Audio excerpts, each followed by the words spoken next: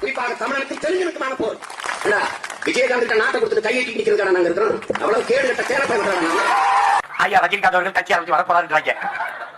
தம்பி விஜய் படத்துல சொல்ற மாதிரி ஐயா பேட்டி சண்டை வலுவா நடக்கும். அது என்ன யாரு அது அப்புறம் பாத்துக்கும். மான தமிழனா மராட்டியனாங்கிற சண்டை இங்க நடக்கும். இங்கே போர் லட்சிய கூட்டத்திற்கும் ரசிகர் கூட்டத்திற்கும் இடையே போர் சண்டை. உயர்ந்த லட்சியத்தை கொண்டிருக்க சித்தாந்தமா சினிமாவா இதாண்டா சண்டை. வார ரஜினிகாந்த் கமலஹாசனை அடிக்கிற அடிக்கிறார். இது எந்த நடிகருக்கும் கட்சி ஆரம்பிக்கிறது வராது. அதனாலதான் 10 வருஷமா நீங்க சீட்டை தேய்ச்சிட்டதால உங்களுக்கு அங்கீகாரம் தமிழக மக்கள் கொடுக்க மாட்டாங்க. உங்க லட்சம் என்னன்னு தெரிஞ்சு போச்சு. நீங்க வந்து அரசியல்வாதி கிடையாது, அரசியல் புரோக்கர்னு தெரிஞ்சு போச்சு. இதே ஒரு நாள் பெருமதிப்பிற்குரிய போற்றத்திற்குரிய ஆகச்சிறந்த நடிகர் ஐயா ரஜினிகாந்த் சொல்லணும் அப்படிங்கறத எங்க எதிர்பார்ப்பு. நீங்க சொல்லுவீங்க வந்து வர்றதுக்கு முன்னாடி சொல்லுவீங்க, இல்லைன்னா வந்து சொல்லுவீங்க. அம்புட்டு படுத்து வாங்குவீங்க உங்களை. அட பேயிலமோ நீ புரோக்கரா? நீ புரோக்கர் பயல அடுத்து கிழிச்சு போடுவேன்.